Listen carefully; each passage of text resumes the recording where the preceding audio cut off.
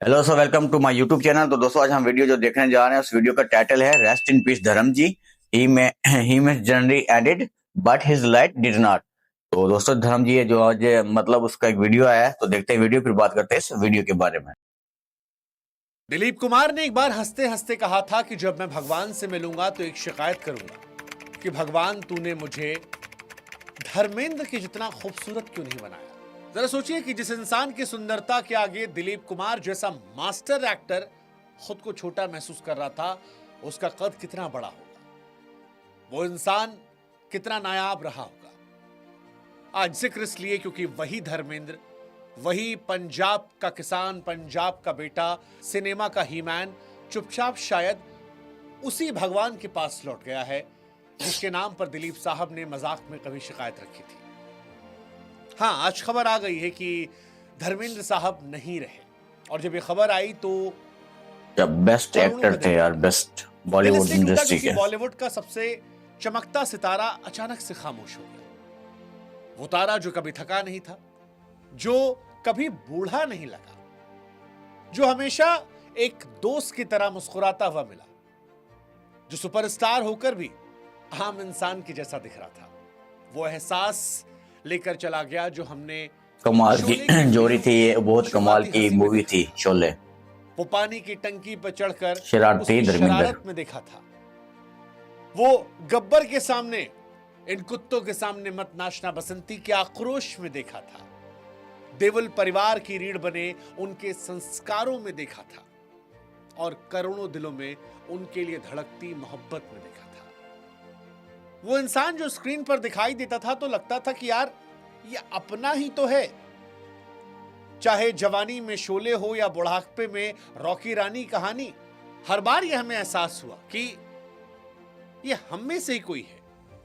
हाँ, ज्यादा हैंडसम, थोड़ा दमदार और कहीं ज्यादा फिल्मी, और यही धर्मेंद्र थे। धर्मेंद्र की खूबसूरती का सबसे बड़ा राज उनकी सरलता थी।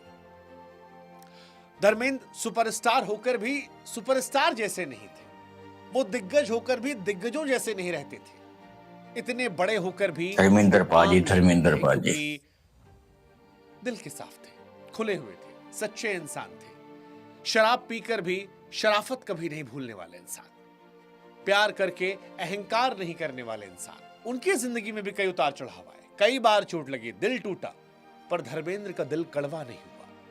और इसीलिए लगता है कि ऐसे लोग कम पैदा होते हैं और उनके जाने पर गम बड़ा होता है। धर्मेंद्र वो थे जिन्होंने बॉलीवुड की चमक दमक के बीच में भी अपनी कमजोरियों को छिपाया नहीं, बताया कि उन्हें भी डिप्रेशन हुआ, कहा कि मैं इंसान हूं, अकेलापन मुझे भी एहसास कराता है। उस दौर में ये सब कहा जब मेंटल हेल्थ के बारे में बात करना लगभग पाप था, लेकिन धर्मेंद्र ने आंसू नहीं छिपाए, और यही बात उन्हें हमसे अलग नहीं बल्कि और करीब लाती है। यही बात धर्मेंद्र को खास बनाती है, और इसीलिए आज धर्मेंद्र नहीं है तो उनकी कहानी को सुनना समझना जरूरी है। धर्मेंद्र 8 दिसंबर साल 1935 को पंजाब के फिरोजपुर जिले के एक छोटे से गांव में पैदा हुए। स्टोरी ऑफ धर्मेंद्र पाजी। एक ऐसे घर में जहां पर मिट्टी के तेल का लैंप जलता था, बाहर खेतों में बैलों की घंटी। पिता हेडमास्टर थे, सख्त थे, किताबों से प्यार करने वाले। माँ जो थी वो देसी घी की खुशबू से घर को भरा रखती थी।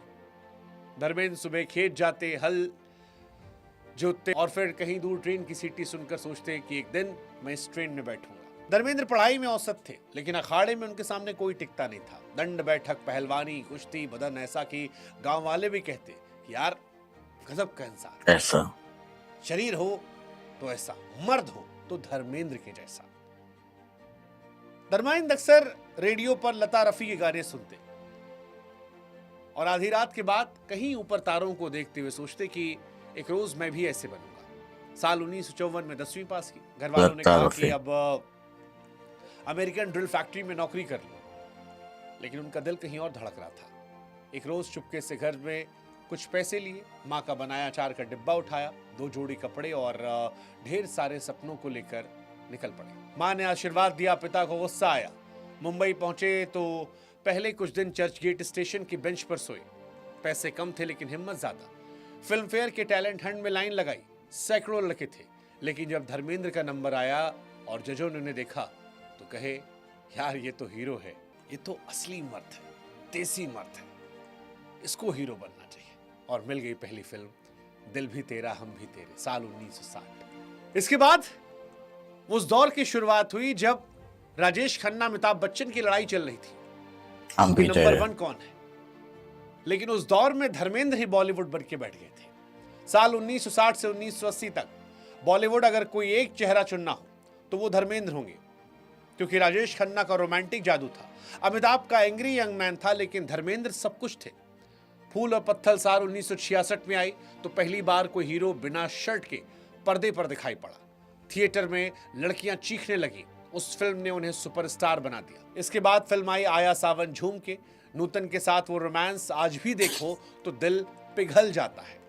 मेरा गांव मेरा देश में जाट का गुस्सा, प्रतिज्ञा में बदला, चुपके चुपके में शरारतें, सीता और गीता में हेमा मालिनी के साथ मस्ती, एक ही आदमी के 100 रंग थे। और फिर साल 1975 वो किरदार जिसने धर्मेंद्र को अमर कर दिया। शोले में वीरू का किरदार, वो टंकी पे चढ़कर प्रेम का इजहार करना, वो गब्बर के सामने, बसंती इन कुत्तों के सामने मत नाचना, आज भी शोले सच कहे तो पीढ़ियों की समझ की भाषा है। आज भी उनका वो गाना ये दोस्ती हम नहीं तोड़ेंगे लोगों को दोस्ती का एहसास कराता है। उसी साल प्रतिज्ञा में अकेले पूरे गांव से भिड़ जाना, ये वो दौर था जब धर्मेंद्र के लिए सीटियां तालियां एक साथ बजती थी और लोग कहते थे ये ही मैन है, ये पंजाब का शेर है।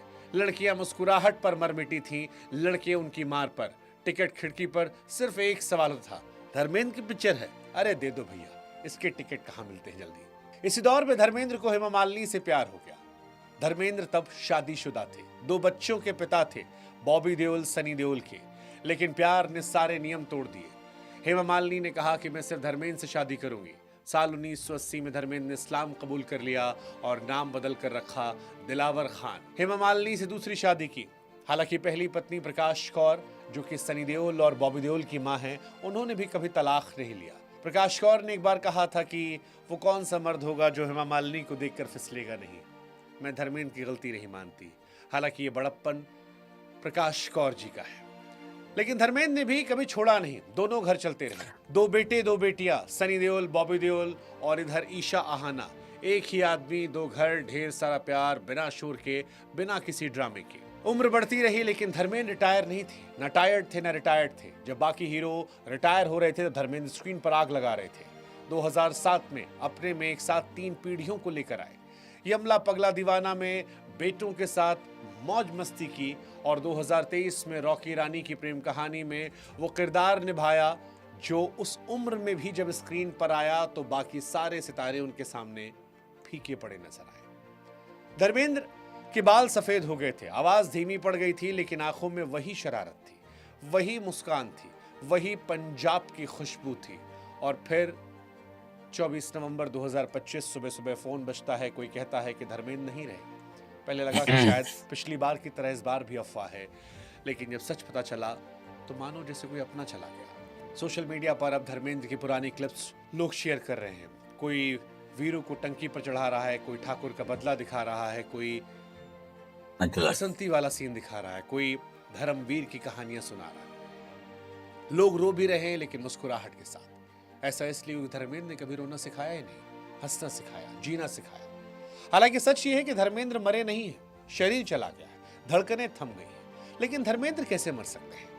जो आदमी करोड़ों दिलों में बसा हो, जिसकी हंसी आज भी टीवी पर गूंजती हो, जिसकी ये दोस्ती आज भी दोस्तों के बीच गाई जाती हो, वो कहां मरता है? वो तो बस शायद दिलीप कुमार की शिकायत के बाद उस भगवान के पास चले गए हैं जिसने उन्हें दिलीप कुमार से खूबसूरत बनाया था। अब शायद दिलीप साहब, राजेश खन्ना, ये सब साथ बैठे होंगे, साथ बैठकर चाय पी रहे होंगे, शायद शम्मी कपूर के साथ मस्ती कर रहे होंगे, शायद सुशांत के साथ उसके अनुभवों को साझा कर रहे होंगे, सिद्धार्थ के साथ बैठे होंगे, और शायद धर्मेंद्र वहां बैठकर दिलीप साहब से मस्ती करते हुए कह रहे हैं कि दिलीप साहब जिंदगी है, अब शिकायत मत करना, शिकायत मत करना। धर्मेंद्र जहां भी रहेंगे वो हमेशा जवान रहेंगे, वही पंजाब का सोना, वही हीमैन बनकर रहेंगे। और इसीलिए आज धर्मेंद्र सलाम एक प्रशंसक के तौर पर, सलाम एक किसान पुत्र के तौर पर, सलाम एक इंसान के तौर पर। तो जो भी नए दोस्तों से रिक्वेस्ट है, चैनल को सब्सक्राइब, वीडियो को लाइक शेयर कमेंट्स भी लाजमी कर दें। तो दोस्तों अपना ख्याल रखिएगा, मिलते हैं नेक्स्ट वीडियो में। बाय दोस्तों।